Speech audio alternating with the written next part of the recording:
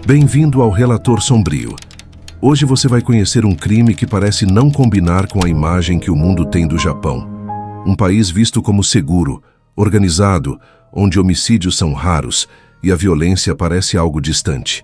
Mas é justamente por isso que, quando o mal explode ali, ele costuma vir carregado de algo diferente. Planejamento, silêncio e uma brutalidade que ninguém espera. Esta é a história do massacre da família Kato. Um caso sem solução, cheio de detalhes estranhos, suspeitos que nunca foram condenados e um silêncio pesado que ainda paira sobre um terreno vazio onde um dia existiu uma casa cheia de vida. Na tarde de terça-feira, 7 de setembro de 2004, na província de Aichi, região central do Japão, um alerta de tufão fez com que as aulas fossem encerradas mais cedo.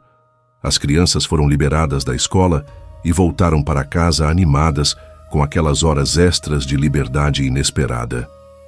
Entre elas estava Shogo Kato, de 8 anos. Ele caminhava pelas ruas tranquilas do bairro residencial de Kutsukake, em Toyoaki, rumo à casa de 2 andares onde morava com a mãe Toshio, o pai Hiroto, os irmãos mais velhos Yuki e Rina e o novo integrante da família, Jack, um cão da raça Shiba Inu. Shogo tinha um motivo a mais para estar feliz. Faltavam apenas 2 dias para seu aniversário de 9 anos. A mãe sempre fazia bolo, os irmãos ajudavam nos preparativos e tudo indicava que aquele ano seria igual. Um daqueles aniversários simples, mas cheios de carinho. Quando se aproximou do muro da casa, Shogo notou algo estranho. Uma faixa de tinta rosa, pintada na vertical, num canto da parede externa voltado para o lado nordeste do terreno. Uma marca pequena, mas recente, que não estava ali antes. Aquela mancha de tinta não era o único motivo de inquietação na família.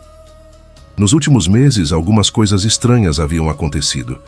Vizinhos relataram ver homens desconhecidos rondando a rua silenciosa.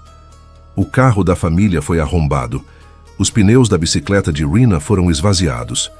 Em um dia específico, enquanto o pai e a mãe estavam fora, alguém tentou abrir a porta da frente. Shogo estava em casa. Apavorado, ele gritou para que a pessoa fosse embora. A maçaneta parou de se mexer. Nada mais aconteceu. Mas desde então, o medo passou a morar ali junto com eles. Por isso os Kato decidiram comprar Jack, o Shiba Inu, para agir como cão de guarda. À noite, ele ficava perto da entrada, sempre atento, e fazia jus ao papel. Latia para qualquer estranho que se aproximasse.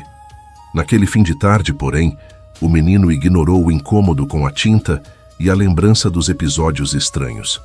Tinha um bolo esperando, presentes em mente e a expectativa da festa que estava por vir. Shogo brincou com o cachorro, entrou em casa e seguiu a vida como qualquer criança faria. O tufão passou sem grandes danos. Na noite de 8 de setembro, o céu estava surpreendentemente limpo, iluminado por uma lua forte que compensava a pouca iluminação pública na região. Dentro da casa número 165, Toshio, Yuki, Rina e Shogo passavam a noite juntos, assistindo televisão e ajustando os detalhes da comemoração de aniversário do caçula. O pai, Hiroto, não estava ali.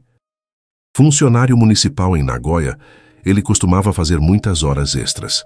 Naquela noite, trabalhava em um projeto considerado pesado. Às 9 da noite, ele mandou uma mensagem para Toshio, avisando que viraria à noite no escritório, para conseguir folga no dia seguinte e passar o aniversário com o filho. Por volta das 23 horas, ligou novamente, pedindo que a esposa deixasse uma chave reserva no lugar de costume, para que ele pudesse entrar ao chegar. Foi uma conversa rápida, comum, sem qualquer sinal de que aquela seria a última vez em que os dois falariam. Algumas horas depois, quando a cidade dormia, algo começou a dar errado dentro daquela casa. Por volta das 4 da manhã do dia 9 de setembro, vizinhos relataram ter ouvido gritos de uma mulher vindos da residência dos Kato. Acreditavam ser a voz de Toshio. Logo em seguida, escutaram barulhos semelhantes a pessoas correndo dentro da casa. Depois, silêncio. Cerca de 20 a 30 minutos depois, os mesmos vizinhos acordaram com um cheiro forte de fumaça. Ao olhar para fora, perceberam. A casa da família Kato estava em chamas. O irmão de Hiroto, que morava ali perto, foi um dos primeiros a reagir. Ele ligou diretamente para o telefone do trabalho do funcionário em Nagoya e pediu que ele voltasse imediatamente. A casa estava pegando fogo e ninguém sabia onde estavam a esposa e os filhos. Hiroto pegou o carro e iniciou a viagem de aproximadamente 1 hora de volta, sem saber que, enquanto dirigia, o que havia restado de sua família já era apenas cinzas e silêncio. Quando chegou, o cenário era desesperador. Bombeiros tentavam controlar as chamas. A casa soltava fumaça pesada. Desesperado, ele tentou avançar em direção à residência gritando pelos nomes dos filhos e da esposa, mas foi contido pelas equipes de emergência. O fogo só foi completamente apagado por volta do amanhecer. O calor havia sido tão intenso que as colunas de aço da estrutura se dobraram. Quando finalmente puderam entrar, os investigadores descreveram o interior da casa como uma sauna, abafado, úmido, quase sufocante. Lá dentro, encontraram não apenas um incêndio acidental, mas a prova de um massacre cuidadosamente planejado. No primeiro andar, na sala de estar de estilo ocidental, estava o corpo de Shogo, parcialmente carbonizado, difícil de reconhecer. Os exames mostrariam depois que ele havia sido atingido na cabeça por um objeto metálico pesado. A causa da morte foi registrada como contusão cerebral. A partir daquele momento, ficava claro que aquele fogo não era o início da tragédia.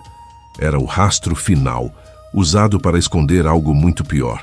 No segundo andar, em um dos quartos, os investigadores encontraram Yuki, o filho mais velho. Ele também havia sido morto com um único golpe na cabeça que provocou uma hemorragia cerebral aguda. Sobre o corpo do adolescente, alguém cuidadosamente colocou um cobertor. Em outros quartos, o horror continuava. Toshio e Rina foram encontradas estendidas em suas camas. Ao contrário dos homens, elas não foram mortas com um único impacto. Tinham múltiplos ferimentos de arma branca nas costas e em outras partes do corpo. Golpes profundos, repetidos, que atravessaram tecidos e chegaram até os pulmões, quebrando costelas. Os peritos concluíram que o agressor, ou agressores, usou provavelmente uma faca de sobrevivência, robusta, de lâmina longa, algo na faixa de 20 centímetros. Tanto Toshio quanto Rina também foram cobertas com cobertores após o ataque, mas havia detalhes que não se encaixavam. Por que os homens da família foram mortos com um único golpe na cabeça, enquanto as mulheres sofreram uma série de facadas em ataques muito mais pessoais e violentos? Por que Yuki, Toshio e Rina foram cobertos, como se alguém quisesse esconder os corpos, mas Shogo não? Por que o menino estava no andar de baixo se não podia ficar acordado até tarde sozinho? E por que seu corpo era o mais queimado de todos? Outro detalhe chamou a atenção.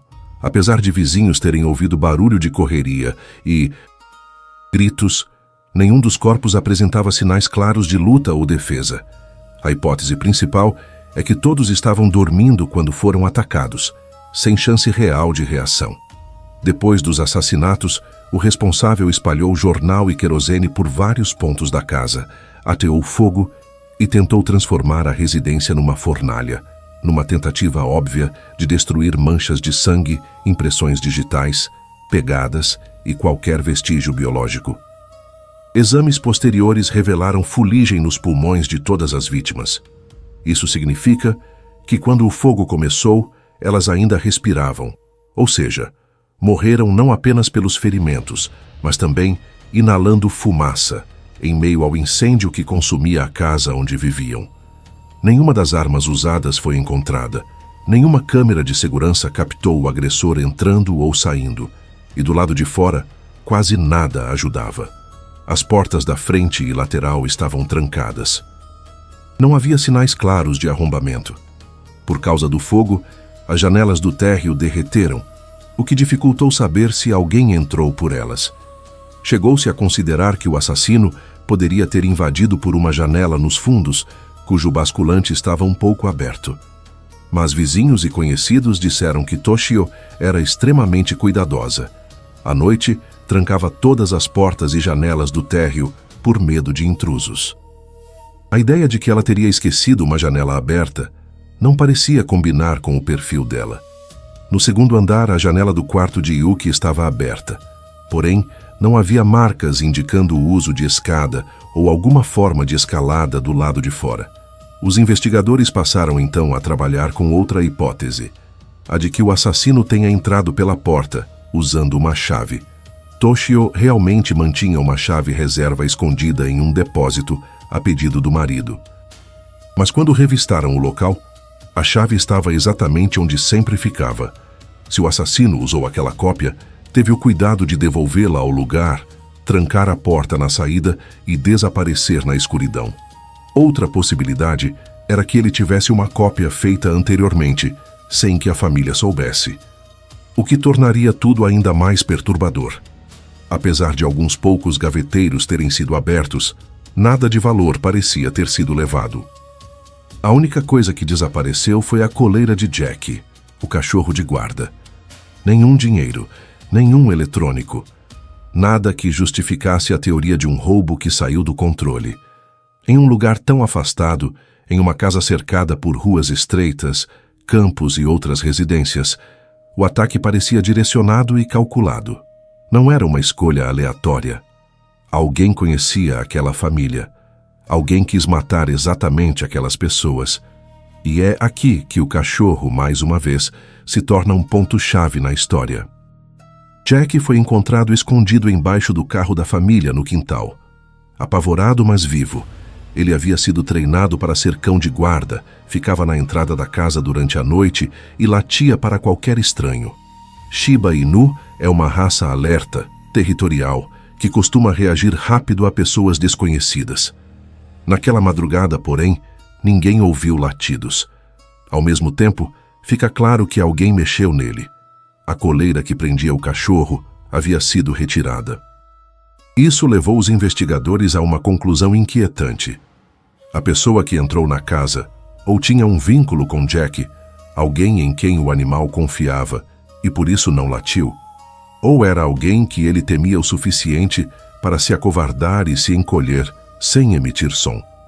De qualquer forma, não parecia ser um intruso qualquer. Era alguém que conhecia a rotina da casa, sabia do cachorro, sabia da chave extra, entendia que precisava agir rápido e deixar o mínimo possível de rastros.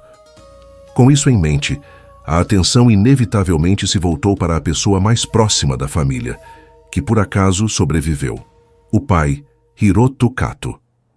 Aos olhos da vizinhança, Hiroto era o pai trabalhador, funcionário público dedicado, marido e provedor, um homem respeitado. Mas quando a polícia começou a investigar sua vida pessoal, descobriu algo bem diferente.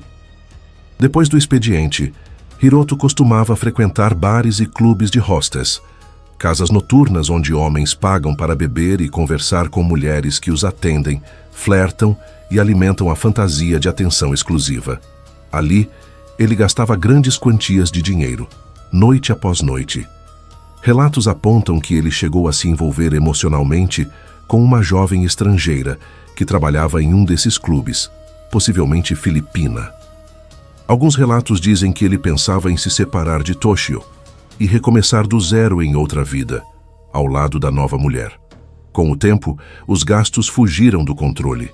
Falava-se em centenas de milhares de ienes por mês, enviados em presentes, encontros e atenção comprada.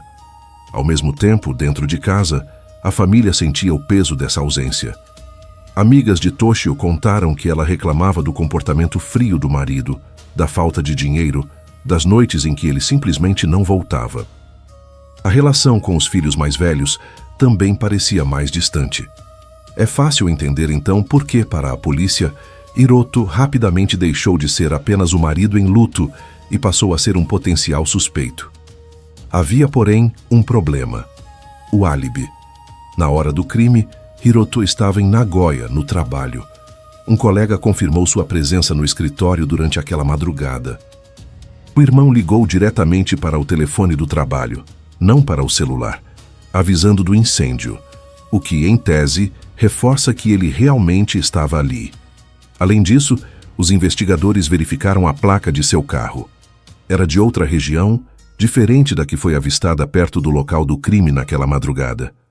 Uma testemunha disse ter visto um veículo de passeio com uma placa referente à área de Nagoya circulando a cerca de 200 metros da casa antes do fogo.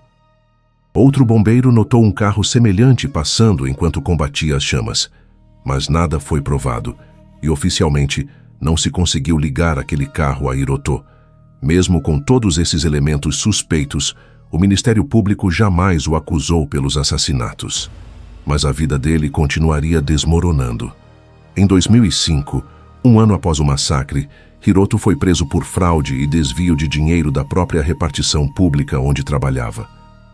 As investigações mostraram que ele havia roubado mais de 10 milhões de ienes, dinheiro que teria sido gasto justamente nos clubes de hostess. No tribunal, declarou-se um homem fraco. Recebeu uma pena suspensa, em parte porque a defesa alegou que as investigações e interrogatórios sobre os homicídios o haviam levado a um estado mental tão tenso que ele chegou a se ferir, esfaqueando a própria perna com uma caneta durante um interrogatório. Depois disso, ele praticamente desapareceu da esfera pública. Não participa das homenagens anuais às vítimas, não distribui panfletos com famílias e ativistas que ainda pedem justiça, recusa entrevistas, recusa ajuda, recusa qualquer aproximação. A uma jornalista que o visitou, ele teria dito, em resumo, "Não importa o que eu faça, sempre serei visto como suspeito. Cabe à polícia resolver o caso. Não quero ter mais nada a ver com eles. Quero ser deixado em paz." Se ele é um homem injustiçado tentando sobreviver ao próprio luto, ou alguém fugindo de uma verdade que nunca será provada, é algo que continua apenas no campo da especulação. E, infelizmente, esse não é o único mistério. 2 anos após o crime, um novo elemento reapareceu do nada e reacendeu o interesse de alguns investigadores. Um homem identificado apenas como T, que estava sendo interrogado em um caso completamente diferente, na sede da polícia de Aichi, declarou subitamente: "Eu sei quem são os autores do caso de Toyoaki." Ele não apenas disse conhecer os responsáveis. T também foi capaz de apontar num conjunto de várias fotografias de mulheres as imagens de Toshio e da suposta amante de Hiroto, mesmo não tendo, em tese, qualquer ligação direta com elas. T afirmou que um grupo de pessoas, incluindo membros da Yakuza e estrangeiros, teria planejado o ataque à casa dos Kato. Disse que havia participado de uma visita anterior ao local para testar uma chave copiada. Ele desenhou um croquis da região, descrevendo com certa precisão o entorno da residência. Por um tempo, a polícia levou isso muito a sério.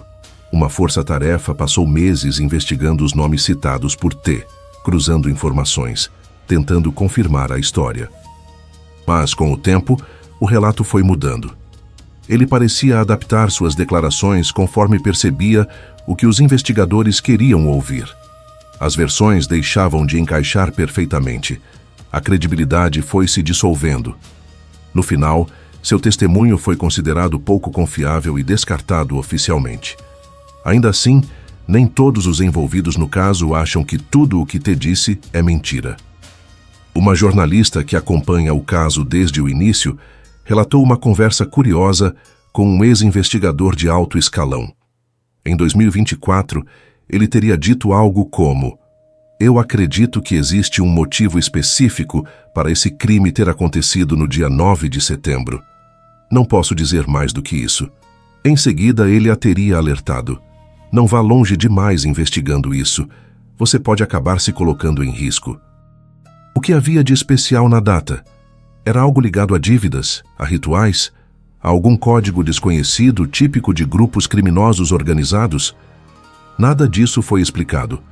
Com o relato de T desacreditado oficialmente, qualquer ligação com a Yakuza ou com um grupo de executores profissionais permanece no reino da teoria. Nada foi levado adiante publicamente. Enquanto as autoridades passaram a focar em casos mais recentes, a casa dos Kato, por um tempo, foi mantida de pé. A esperança era que, com avanços em técnicas forenses, algum dia ainda fosse possível extrair dali uma nova pista.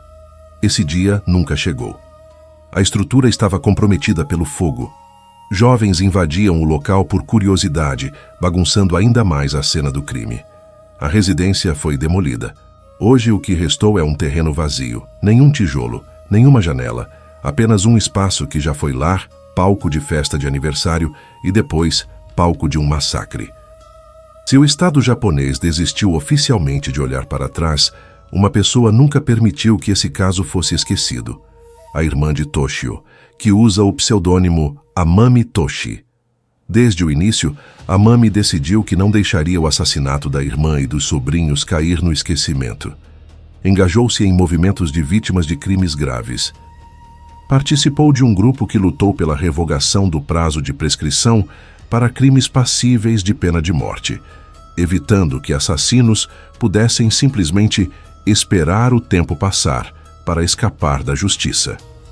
Todos os anos, no dia 9 de setembro, Amami e outros familiares vão até Kutsukaki. Ali, naquele terreno vazio onde a casa ficava, eles distribuem panfletos, falam com quem se aproxima, repetem os nomes de Toshio, Yuki, Rina e Shogo. Fazem questão de lembrar que por trás das manchetes de um caso sem solução, havia pessoas reais, com sonhos, planos e rotinas simples. Toshio era uma mãe dedicada, que trabalhava não só dentro de casa, mas também em empregos de meio período, em uma pizzaria e em um autódromo, para conseguir complementar a renda. Ela se esforçava para que os filhos nunca sentissem falta do básico, mesmo com as dificuldades financeiras.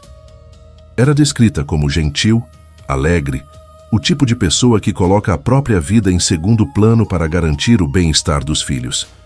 Yuki, o filho mais velho, era um atleta nato. Participava de atividades esportivas, integrava clubes de corrida, praticava karatê. Era visto como um líder entre os colegas, motivado, dedicado, alguém que parecia estar sempre com pressa de viver tudo de uma vez. Seu professor de karatê ficou profundamente abalado com a morte do aluno. Chegou a pensar em abandonar o ensino da arte marcial, mas decidiu continuar com outro propósito. Passou a focar em aulas de autodefesa prática para mulheres e crianças, tentando dar a elas alguma ferramenta para reagir frente ao mal repentino. Rina também era esportista. Jogava vôlei como levantadora em seu time escolar. Admirava atletas da seleção japonesa, gostava de música, tocava piano, produzia pequenos acessórios com as próprias mãos. Tinha um jeito afetuoso, ajudava a cuidar do irmão mais novo. Era daquelas irmãs que abraçam, que protegem, que escutam. A morte dela inspirou uma amiga de turma a seguir carreira na área da saúde, como enfermeira, com a ideia de salvar vidas em homenagem a Rina. Shogo, o caçula, crescia com uma forte noção de justiça. Seu herói preferido era Ultraman. Em uma cápsula do tempo, ele deixou um desenho e escreveu que, quando crescesse, gostaria de ser policial. Em aniversários posteriores, a Mami começou a levar não apenas sucos, mas também cerveja simbólica, como se acompanhasse de forma imaginária o amadurecimento daquele menino que nunca pôde virar adulto. O melhor amigo de infância de Shogo, com o tempo, realmente se tornou policial, e diz que os dois teriam formado uma ótima dupla. E Jack, o cachorro que viu mais do que qualquer humano naquela noite, foi adotado por Amami depois do crime. Viveu em paz até 2016, quando morreu de causas naturais. Hoje, quem passa pelo antigo terreno da família Kato vê apenas um espaço vazio. Mas para os moradores mais antigos, a lembrança continua viva. O latido do cachorro no quintal, o barulho das crianças indo à escola, o cheiro de comida vindo da cozinha, o som de uma família comum que nunca imaginou que seria alvo de algo tão calculado e cruel. O caso Kato permanece sem solução. Nenhum executor foi oficialmente identificado. Nenhum mandante foi apontado. E talvez seja exatamente assim que essa história irá permanecer. Uma mistura de pistas queimadas, silêncio institucional, segredos de submundo e o luto de quem sobreviveu. Enquanto isso, todo aniversário de Shogo, toda visita de Amami ao terreno vazio, todo panfleto distribuído na data do crime, lembra ao Japão que, mesmo em um dos países mais seguros do mundo, existe gente que dorme sem resposta. E assassinos que, em algum lugar, continuam vivos carregando um segredo que transformou uma casa de família em um símbolo permanente de uma pergunta sem fim. Quem matou os Kato? E por quê?